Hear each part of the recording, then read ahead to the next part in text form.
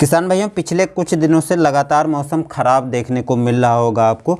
यदि आपके क्षेत्र में भी लगातार मौसम पिछले कुछ दिनों से खराब हो रहा है, बदली छाई है या बारिश हल्की फुल्की हो रही है या कोहरा पड़ रहा है, तो ऐसे स्थिति में आप देखते हैं कि आपके गेहूं का पौधा जो है पूरा दिन एकदम भीगा रहता है।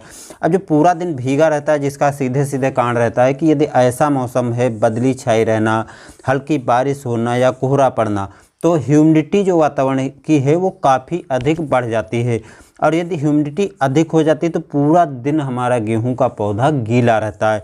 अब जब पूरा दिन गीला रहता है तो इसी समय जो है फफूंद जनित रोग फैलने का खतरा बन जाता है, क्योंकि गेहूं की वैरायटी में जो फफूंद जनित रोग सबसे अधिक लगता है वो लगता है पीला रतुआ।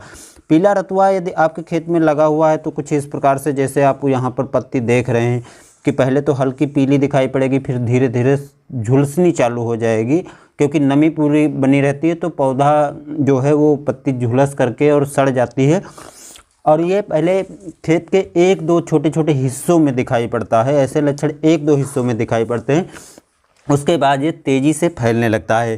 तो यदि आपके क्षेत्र में ऐसा मौसम कुछ रहा है पिछले 2-3 दिनों में और एक दो पौधे ही प्रभावित हुए हैं ऐसी बीमारी से, तो आपको तुरंत उपाय तो करने हैं इसकी रोकथाम के लिए, लेकिन कुछ ऐसी चीज़ें हैं जिसको देने से आपको इस अवस्था में रोक भी देना है। 8 से 10 दिन बाद जब ये बीमारी ठीक हो जाए तो आप उनका भी प्रयोग कर सकते हैं।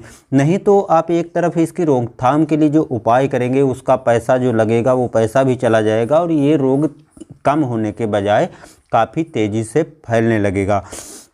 तो कौन सी चीज़ें हमको रोकनी है इस समय और कौन सी चीज़ें हम दे करके इससे बचाव कर सकते हैं, इस बारे में हम पूरी जानकारी आज की वीडियो में लेकर आए हैं। नमस्कार दोस्तों, मैं सतीश, आप देख रहे हैं STR खेती। चैनल को सब्सक्राइब जरूर कीजिएगा। किसान भाइयों, ऐसे ख़राब मौसम में यदि हम खेत में घुसते हैं तो खेत में पूरा खेत तो हमको हरा भरा दिखाई पड़ता है, लेकिन कुछ पत्तियां कुछ जगह पर ऊपर से थोड़ी बहुत पीली दिखाई पड़ती हैं। और यदि हम उसको पौधे को नीचे तक देखते हैं, अच्छे से चेक करते हैं, तो कुछ पत्तियां हमको झुलसी हुई सड़ी हुई दिखाई पड़ने लगती हैं, जो कि पीला रतुआ का एक शुरुआती लक्षण है। और ऐसे लक्षण हमको एक दो छोटे छोटे भागों में खेत में दिखाई पड़ते हैं, पूरे खेत में एक साथ नहीं दिखता है।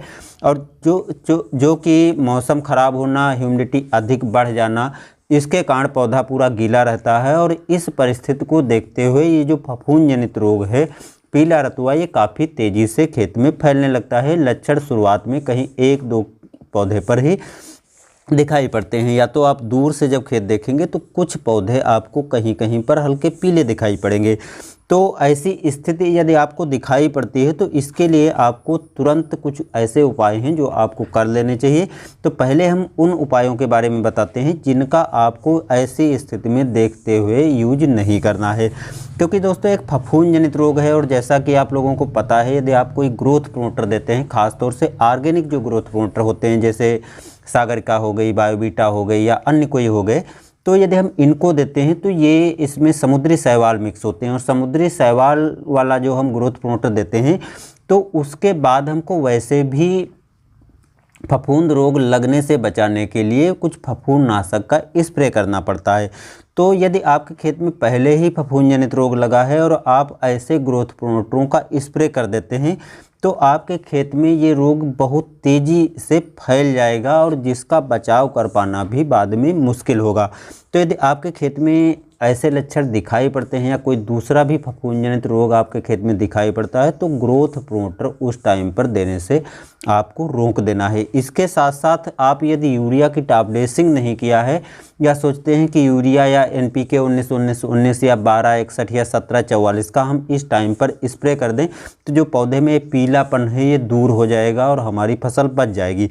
तो ऐसा दोस्तों नहीं होने वाला है, क्योंकि जिसमें यूरिया यानी नाइट्रोजन का टेक्निकल होता है, जिस उर्वरक में यदि हम इस टाइम पर फफूंद जनित रोग लगना चालू होता है और दे देते हैं तो वो कंट्रोल नहीं करेगा और बल्कि ये तेज़ और गति से फैलने लगेगा। क्योंकि फफूंद जनित जो रोग हैं यदि हम नाइट्रोजन की पूर्ति कर देते हैं, दे देते हैं, तो और भी तेज़ी से हमारे खेत में फैल जाता है।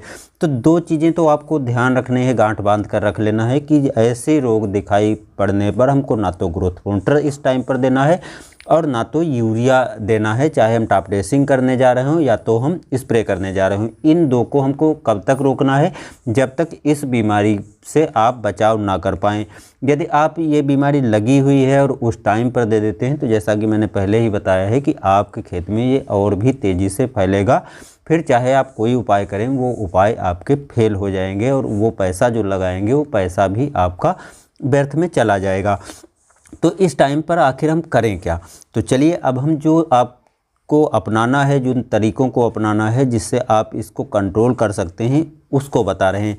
एक चीज़ दोस्तों, यदि आपके खेत में इस प्रकार से पीली पत्तियां दिखाई पड़ती हैं तो आपको पीला रतुआ या दूसरी बीमारी लग सकती हैं जो फफूंद जनित होती हैं। यदि आपके खेत में छोटे छोटे धब्बे पत्तियों पर दिखाई पड़ते हैं तब भी एक फफूंद जनित रोग ही होता है और इसका आपको कंट्रोल करना होता है। इसके लिए 3-4 दवाएं हम बता रहे हैं। इसमें से जो भी आपको मार्केट में मिल जाए और सस्ती और अच्छी कंपनी की मिल जाए उसको आप यूज कर सकते हैं। बाकी हम कुछ कंपनियों के नाम भी लेकर के यहाँ पर बता रहे हैं जिससे आप लोगों को परेशानी ना हो कि आपको ये दवा मिलती नहीं है, क्योंकि बहुत सी टेक्निकल बताने पर आप लोगों को समझ में नहीं आता है और मार्केट में तलाश करते हैं, आपको नहीं मिल पाता है। तो चलिए हम कुछ नाम ऐसे बता रहे हैं जिस नाम से दवा आपको मार्केट में आसानी से मिल जाएगी। एक तो होती है नटेवो। नटेवो आपको मार्केट में आसानी से मिल जाएगी और नटेवो की 200 ग्राम मात्रा आपको 1 एकड़ में एक बार में स्प्रे करना है। एक बार जब स्प्रे कर देंगे तो उसके बाद आप दूसरी दवाएं भी स्प्रे कर सकते हैं, जैसे इंट्राकोल हो गई। इंट्राकोल का भी यदि आप दोबारा स्प्रे करेंगे तो ये रोग आसानी से कंट्रोल हो जाएगा, लेकिन ध्यान देना है इंट्राकोल आपको पहले नहीं स्प्रे करना है। इसी प्रकार से यदि आपने नटेवो दे दिया है तो नटेवो देने के बाद आप दोबारा में अवतार जो फंगीसाइड इंडोफिल का आता है उसका भी स्प्रे कर सकते हैं। ये जो अवतार हो गया या इंट्राकोल हो गया, इसकी आपको मात्रा 300 से 350 ग्राम प्रति एकड़ स्प्रे करनी पड़ेगी, जो लगभग 5 से 7 दिन का अंतर रखने के बाद स्प्रे दोबारा ज़रूर करना है, क्योंकि एक बार स्प्रे करने पर फफूंद जनित रोग आसानी से पूरी तरह कंट्रोल नहीं होता है। इसके अतिरिक्त आप फोलिकर ले सकते हैं, बेलिटान ले सकते हैं, ओपेरा ले सकते हैं, कंस्टोडिया ले सकते हैं। तो यदि इसमें से कोई दवा आपको मिलती है तो 100 से 150 ml आपको एक बार स्प्रे करना पड़ेगा और दूसरी बार में आपको दवा को बदल देना है। यदि एक ही दवा को आप स्प्रे करते हैं तो क्योंकि जो फफूंद जनित रोग है वो आसानी से नहीं कंट्रोल होगा, क्योंकि एक बार जो दवा आप स्प्रे करते हैं उसकी प्रतिरोधी हो जाती है फफूंद, जो बाद में आपको दोबारा देने पर अच्छा फ़ायदा नहीं देगी। तो दोबारा आपको दवा को बदल देना है।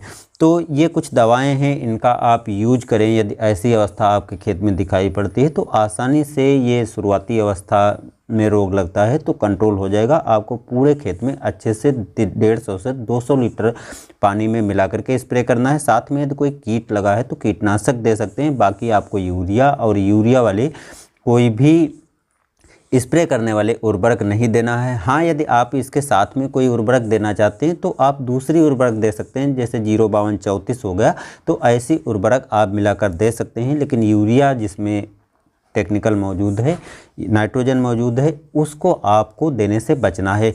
जब ये रोग 8 से 10 दिन में कंट्रोल हो जाए, पत्तियां नई जो निकल रही हैं बिल्कुल स्वस्थ और एकदम ताज़ी हरी भरी निकलें, तो आप यूरिया की टॉप ड्रेसिंग यदि नहीं किए हैं तो टॉप ड्रेसिंग कर सकते हैं। साथ में ग्रोथ प्रोमोटर यदि आप देना चाहते हैं, NPK 19, 19, 19, 12, 61, 17, 44 भी देना चाहते हैं तो इसको भी मिला करके आप दे सकते हैं। बाकी नैनो यूरिया को भी देना चाहते हैं तो आसानी से दे सकते हैं। बाकी इस टाइम पर यदि आप सल्फ़र का प्रयोग करना चाहते हैं तो सल्फ़र को आसानी से दे सकते हैं, क्योंकि सल्फ़र भी एक फफूंद जनित है जो आसानी से ऐसे रोगों पर थोड़ा बहुत कंट्रोल करने में काम कर लेता है। तो ये तो रही कुछ जानकारी। यदि आपके खेत में ऐसी कोई बीमारी लगी है, मिलते हैं नए वीडियो में। धन्यवाद।